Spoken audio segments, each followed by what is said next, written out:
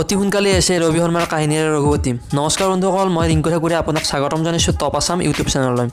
জনপ্ৰিয় অভিনেতা ৰবি শৰ্মাৰ কাহিনী আৰু চিত্ৰনাট্য আৰু সংলাপেৰে প্ৰথমবাৰৰ বাবে নিৰ্মাণ আৰম্ভ হৈছে এখন পূৰ্ণদৈৰ্ঘ্যৰ অসমীয়া চলচ্চিত্ৰ, যাৰ নাম ৰঘুপতি। গতিকে আপোনালোকে সকলোৱে নিশ্চয় নামটো শুনিছে। ইতিমধ্যে বিভিন্ন মনোমোহা লোকেশ্যনত চিনেমাখনৰ দৃশ্যগ্ৰহণ আৰম্ভ হৈছে। ৰবি শৰ্মাই জানিবলৈ দিয়া মতে চলিত বৰ্ষৰ অক্টোবৰ মাহৰ ভিতৰত ছবিখন মুক্তি পাব। অক্টোবৰ মাহত ছবিখন মুক্তি পাব এই বৰ্ষৰ, গতিকে তাৰিখটো এতিয়াও কোৱা হোৱা নাই। ছবিখনত এজন সাধাৰণ SC বিষয়াৰ জীৱন যাত্ৰা দেখুৱাবলৈ চেষ্টা কৰাইছে, এজন পুলিচ বিষয়াৰ জীৱন যাত্ৰা দেখুৱাবলৈ চেষ্টা কৰাইছে ৰঘুপতি চিনেমাখনত।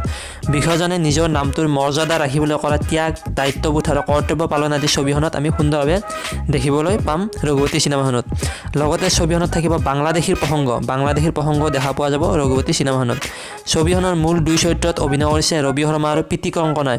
আন চৰিত্ৰত সিদ্ধাৰ্থ মুখাৰ্জী, সৌৰভ হাজৰিকা, অৰুণ নাথ, ৰাজ শৰ্মা, সিদ্ধাৰ্থ শৰ্মা আৰু দুগৰাকী শিশু শিল্পীৰ অভিনয় ইয়াত সমাগম ঘটিব সুন্দৰভাৱে। ছবিখনৰ গীতকেইটিত কণ্ঠদান কৰিব জুবিন গাৰ্গ, অংগৰাগ পাপন মহন্ত, দীক্ষু, নীলাক্ষী, আচাৰ্য বৰপাত্ৰ আদি গোৱাই।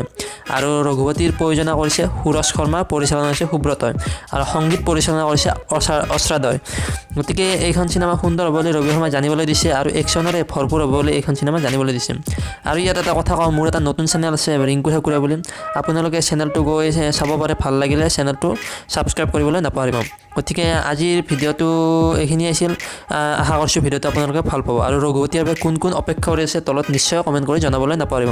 গতিকে আজিলৈ ধন্যবাদ ভিডিঅ'টো চোৱাৰ বাবে। থেংকছ ফৰ ৱাচিং দ্য ভিডিঅ'।